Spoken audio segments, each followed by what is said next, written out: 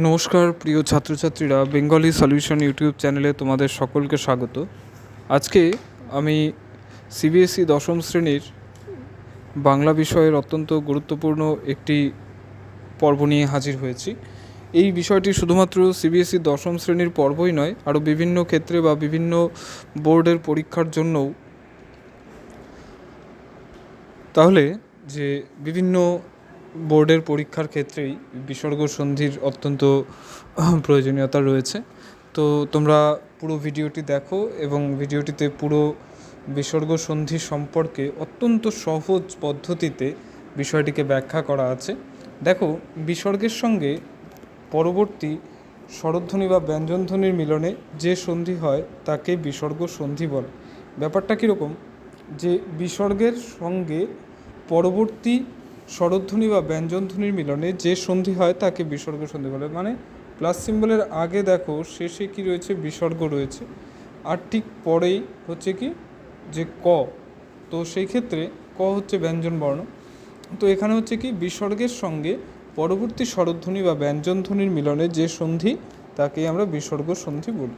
এবার বিসর্গ সন্ধির প্রকারভেদ রয়েছে দু প্রকারের, রজাত বিসর্গ সন্ধি আর স্বজাত বিসর্গ সন্ধি। দেখো, ডেসক্রিপটিভ কোশ্চেন যে সময় কোভিড পিরিয়ডে দুটো টার্মে এক্সাম হয়েছিল তখন কিন্তু ঠিক এরকমভাবে প্রশ্ন এসেছিল যে বিসর্গ সন্ধি কাকে বলে, বিসর্গ সন্ধি কয় প্রকার ও কী কী, উদাহরণ দাও। তো সেই ক্ষেত্রে এই যে হচ্ছে কি এই যে বিষয়টুকুন এখান থেকে এই যে বিষয়টুকুন এই যে পুরো হচ্ছে কি পুরো বিষয়টুকুন এর মধ্যেই কত মার্কস ছিল, সেবার এর মধ্যেই ছিল 5 মার্কস।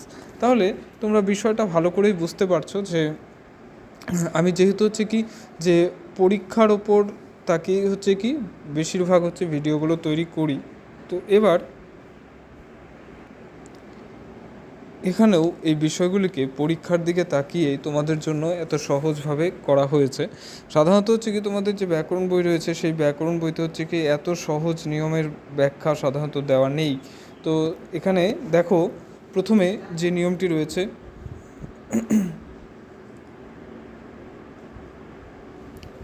র এর বিকল্প হলো রেফ। যে বর্ণের সঙ্গে রেফ যুক্ত থাকবে সেখানে বিসর্গ হবে। তার মানে যে দুর্গম, দুর্গম এটাকে উচ্চারণ করে দেখো যে কীরকমভাবে উচ্চারিত হচ্ছে, দুর্গম, অর্থাৎ গয়ের আগে রয়ের উচ্চারণ হচ্ছে দুর্গম। তার মানে কি, তার মানে হচ্ছে এই যে গ, এই গয়ের ঠিক আগে হচ্ছে কি রয়ের উচ্চারণ হচ্ছে, আর এই রয়েরই হচ্ছে বিকল্পটা হচ্ছে কি গয়ের উপরে রেফ।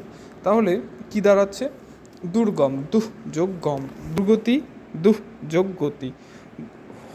ওই বিসর্গের উচ্চারণটা ঠিক এরকমভাবেই আসে, দুর্ভিক্ষ, দুহ যোগ ভিক্ষ, অন্তর্গত, অন্তঃ যোগ গত, দুর্জয়, দুহ যোগ জয়, দুর্বার, দুহ যোগ বার, দুর্জন, দুহ যোগ জন, প্রাতর্ভ্রমণ, প্রাতঃ যোগ ভ্রমণ, অন্তর্ভুক্ত, অন্তঃ যোগ ভুক্ত, দুর্ঘটনা, দুহ যোগ ঘটনা। তো দুর্ধর্ষ, দুহ যোগ ধর্ষ। এরপর এরপর নির্জন, নিহ যোগ জন। যে এখানে একটা বিষয় একটু ভুল আছে, একটু হচ্ছে কি বিষয়টা দেখে নেবে, এটা দুর্ধর্ষ হবে, দুর্ধর্ষ। এরপর নির্জন, নিহ যোগ জন, নির্গমন, নিহ যোগ গমন, নির্মম, নিহ যোগ মম, নির্ভাবনা, নিহ যোগ ভাবনা, অন্তর্যামী, অন্তঃ যোগ জামী, বহির্গমন, বহি যোগ গমন, অন্তর্নিহিত, অন্তঃ যোগ নিহিত, নির্বিকল্প, নিহ যোগ বিকল্প, বহির্ভূত, বহি যোগ ভূত, ধনুর্বাণ, ধনু যোগবান, আশীর্বাদ, আশি বিসর্গ যোগবাদ, অন্তর্জগৎ, অন্তঃ যোগ জগৎ। তো এরকম করেই হচ্ছে কি, এরকম করেই যে যেখানে হচ্ছে রেফ থাকছে সেই রেফটাই হচ্ছে কি রেফের জায়গাতেই, মানে রেফের হচ্ছে বিকল্প বসনারও, তো সেই বসনারোর উচ্চারণ যেখানে ঠিক সেই জায়গাতে বিসর্গ চলে আসবে। এরপর শব্দের দ্বিতীয় বর্ণে যখন ওকার যুক্ত থাকবে ঠিক সেখানে বিসর্গ থাকবে। আসলে হচ্ছে কি আসল নিয়মটি কিন্তু অনেকটা জটিল, ঠিক আছে। পরীক্ষা হলে তোমরা এই বিষয়টিকে মনে রেখে সন্ধি বিচ্ছেদ করা বা যুক্ত করতে তোমাদের অনেক সময় ভুল হয়ে যেতে পারে। তো এই ক্ষেত্রে এই বিষয়টাকে, সহজ নিয়মটাকেও দেখতে পারো।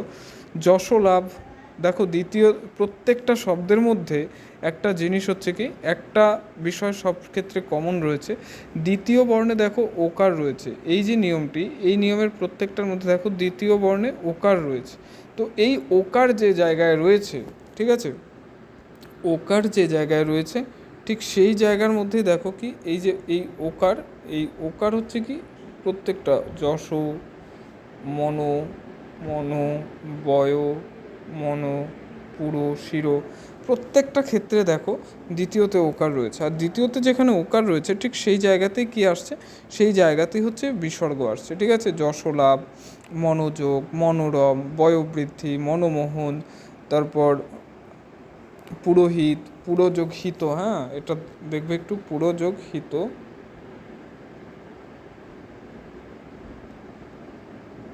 পুরোযোগ হিত, শিরোদেশ, শির যোগদেশ, তপবন, তপ যোগবন, তিরোধান, তির যোগধান, সদ্যজাত, সদ্য যোগজাত, সরোজ, সর যোগজ, অধোগতি, অধ যোগগতি, সরোবর, সর যোগবর, ত্রয়োদশ, ত্রয় যোগদশ, মনোজ, মন যোগজ, মনোরঞ্জন, মন যোগরঞ্জন, মনজ্ঞ হবে, মনোযোগ্য, এখানে জয় সংযুক্ত হবে শুধু, নভমণ্ডল, নভ যোগমণ্ডল, মনোগত, মন যোগগত, যশোদা, যশ যোগদা, মনোভিলাস, মন যোগ অভিলাষ, শিরোদেশ, শির যোগদেশ, এরকম করে হচ্ছে কি, এরকম করে বিষয়গুলো এখানে দেওয়া আছে অত্যন্ত সহজ নিয়মে, ঠিক আছে। তারপরে দেখো বিসর্গের পরে ক, খ, প, ফ থাকলে অকার বা আকার এর পরবর্তী বিসর্গস্থানে দন্তাস্য হয়।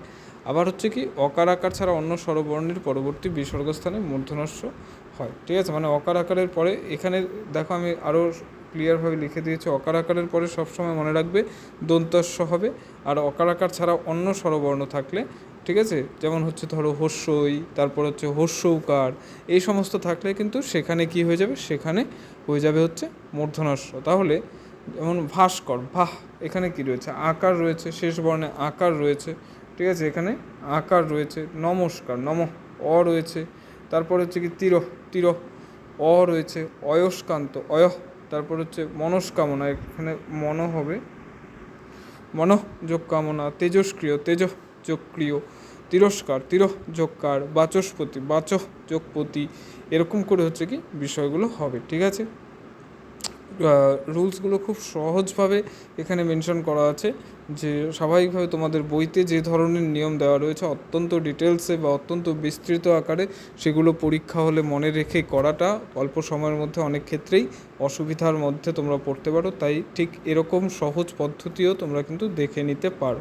তারপরে দেখো যে নিষ্ফল সাধারণত হচ্ছে কি, তার মানে মূর্ধন্যাস্য থাকলেও হচ্ছে কিন্তু বিসর্গ হবে। দেখো প্রত্যেকটা শব্দের মধ্যে মূর্ধন্যাস্য রয়েছে, প্রত্যেকটার মধ্যে। নিষ্ফল, আবিষ্কার, চতুষ্পদ, বহিষ্কৃত, নিষ্প্রয়োজন, দুষ্পাচ্য, নিষ্পাপ, দুষ্কৃতি, ভ্রাতুষ্পুত্র, নিষ্কাম, আয়ুষ্কাল, তারপর হচ্ছে এখানে এটা ভুল আছে স্পেলিংটা, এখানে নিষ্কাম, নিষ্কাম, এই যে নিষ্কাম এখানে দেওয়া রয়েছে, এটা দেখার দরকার নেই, এটা ডাবল প্রিন্ট হয়ে গেছে। তো নিষ্কাম, তারপর হচ্ছে নিষ্করণ, দুষ্কর, চতুষ্কোণ, চতুষ্পাঠী, নিষ্প্রাণ, এগুলো সব হচ্ছে কি, যে দেখো প্রত্যেকটার মধ্যে মূর্ধন্যাস্য রয়েছে, আর মূর্ধন্যাস্য যে জায়গাতে রয়েছে ঠিক সেই জায়গাতে বিসর্গ চলে এসছে, ঠিক আছে। এরপরে দেখো কি রয়েছে, শব্দের মধ্যে সরাসরি বসনারও ব্যবহার থাকলেও সেই জায়গাতেও উচ্চারণগত দিক থেকে বিসর্গ আসে। যেমন অন্তরাত্মা, অহরহ, অন্তরীপ, পুনরাগত, পুনরাদেশ, নিরহংকার, নিরপরাধ, দূরদৃষ্ট, দূরপনেয়, নিরবধি, নিরভিমান, ঠিক আছে। তো এগুলো হচ্ছে কি, এগুলোর মধ্যে প্রত্যেকটার মধ্যে হচ্ছে কি,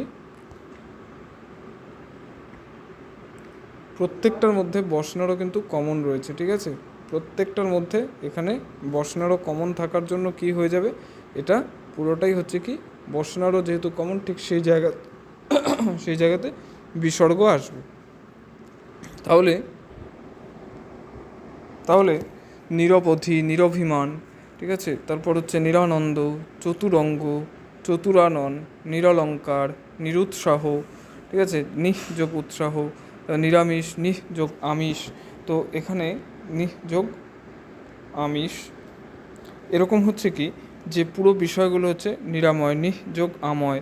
তো প্রত্যেক ক্ষেত্রেই দেখো বসনারও থাকার জন্য এখানে বিসর্গ হয়েছে। এভাবেই বিসর্গ সন্ধির একটা হচ্ছে কি প্রচুর উদাহরণ এখানে কিন্তু এই সহজ আলোচনার মধ্যে আমি দিয়ে রাখলাম।